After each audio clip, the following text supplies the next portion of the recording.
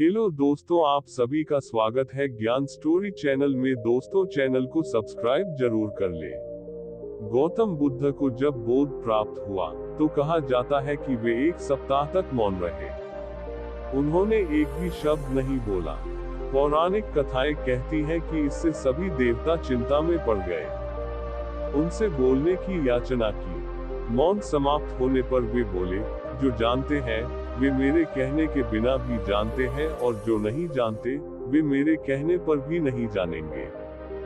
जिन्होंने जीवन का अमृत ही नहीं चखा, उनसे बात करना व्यर्थ है, इसलिए मैंने मौन धारण किया था। जो बहुत ही आत्मीय और व्यक्तिगत हो, उसे कैसे व्यक्त किया जा सकता है। तब देवताओं ने उनसे कहा, जो आप कह रहे हैं वह सत्य है, परंतु उनके बारे में सोचे जिनको पूरी तरह से बोध भी नहीं हुआ है और पूरी तरह से अज्ञानी भी नहीं है। उनके लिए आपके थोड़े से शब्द भी प्रेरणादायक होंगे। तब आपके द्वारा बोला गया हर शब्द मौन का सृजन करेगा। बुद्ध के शब्द निश्चित ही मौन का सृजन करते हैं, क्योंकि बुद्ध मौन की प्रतिमूर्ति है। मौन जीवन का स्रोत है।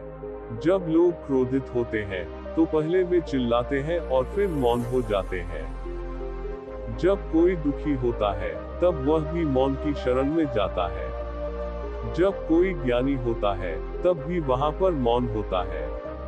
शुरुआत से ही बुद्ध ने संतुष्ट जीवन का निर्वाह किया। हर सुख सुविधा किसी भी समय उनकी इच्छानुसार उनके सामने हाजिर हो जाती थी।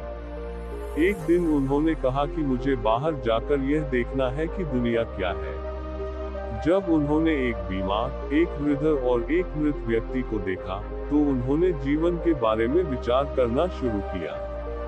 ये दृश्य ये ज्ञान देने में पर्याप्त थे कि जीवन में दुख है। बुद्ध ने अकेले सत्य की तलाश शुरू की। इसके लिए उन्होंने अपना महल, मी और बेटे को छोड़ दिया।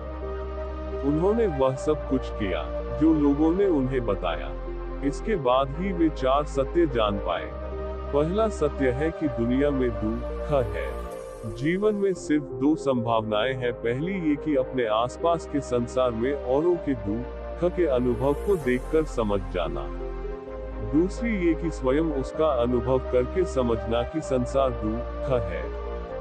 दूसरा सत्य ये है कि दुख के लिए कोई कारण होता है। आप बिना किसी कारण सुखी रह सकते हैं, परंतु दुख का कोई कारण अवश्य होता है। तीसरा सबसे महत्वपूर्ण सत्य यह है कि दुख का निवारण संभव है। चौथा सत्य यह है कि दुख से बाहर निकलने के लिए एक पथ है।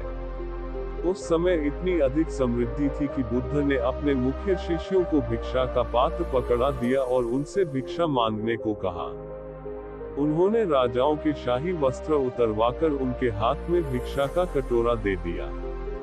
यह इसलिए नहीं था कि उन्हें भोजन की आवश्यकता थी, परंतु वे उन्हें कुछ होने से कुछ नहीं होने के पाठ की सीख देना चाहते थे। ये बताना चाहते थे कि आप कुछ नहीं हैं, आप इस विश्व में निरर्थक हैं। जब उस समय के राजाओं और ज्ञानियों को भिक्षा मांगने को कहा गया तो वे करुणा की मूर्ति बन गए। अपने सच्चे स्वभाव को देखें कि वह क्या है। वह शांति, करुणा, प्रेम, मित्रता और आनंद है। मौन में इन सब का उदय होता है।